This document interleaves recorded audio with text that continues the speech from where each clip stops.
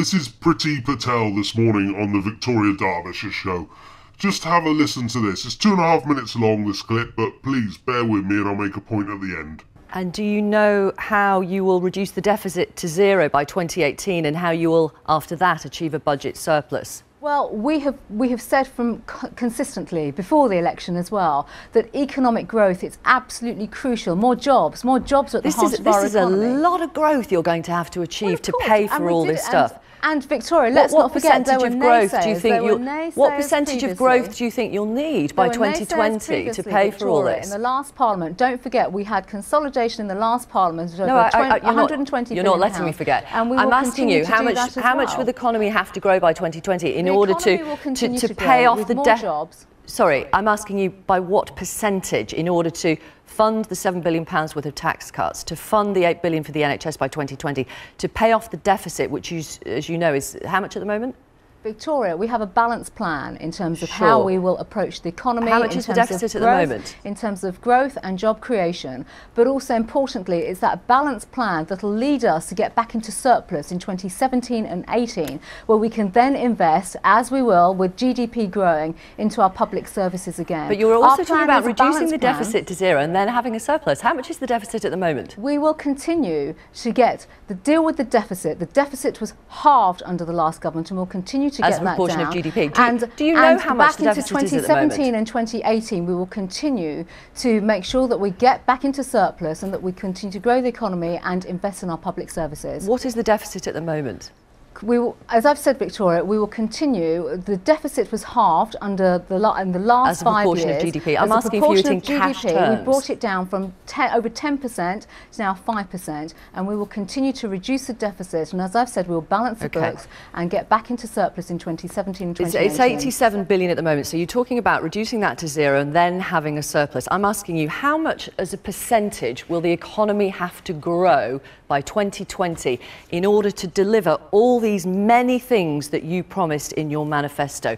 I can tell you that the OBR forecasts that it will grow about just under 2.5% each year. Is that enough to get rid of that deficit of 87 billion, then have a surplus, find 8 billion for the NHS, fund £7 billion worth of tax cuts, and all without raising income tax, VAT, etc., etc.? We've been very clear that we will not be raising taxes. I know you have. I'm asking you about how much you think the economy will have to grow. The economy is doing well, and the economy will continue to grow by having the right conditions to enable businesses to create jobs, employ people, and obviously, you know, for us, it's about being an attractive country for foreign direct investment as well, for businesses to invest in the United Kingdom. We may have had a change of government, but we clearly haven't had a change of politician. Again, another politician being interviewed, another question not being answered. And that's the thing about Cameron's new cabinet. What he's done is he's introduced a lot of new people who are going to try and impress Cameron. And how are they going to try and impress Cameron? By spewing everything they're told and not deviating from that line once. There are going to be so many frustrating interviews like this coming up, especially with the new ministers. They are going to follow the line, they're not going to deviate one iota. They will go down that track and that's the only way you're going to get them. It's going to be so frustrating.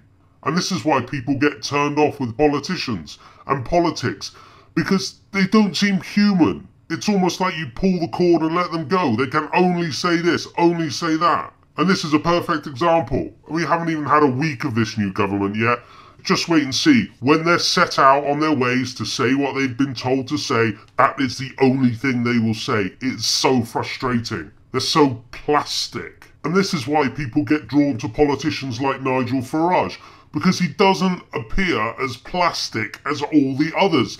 Love him or hate him, Farage is a very good speaker who comes across as if he genuinely cares. Farage will also talk around subjects with interviewers. He won't avoid questions like plastic, Tory, plastic, Labour, plastic, Lib Dem politicians always do. You rarely see Lib Lab Con politician open up because they're not allowed to. They have to stay on message. They can only say what they are told to say. They are literally made of plastic.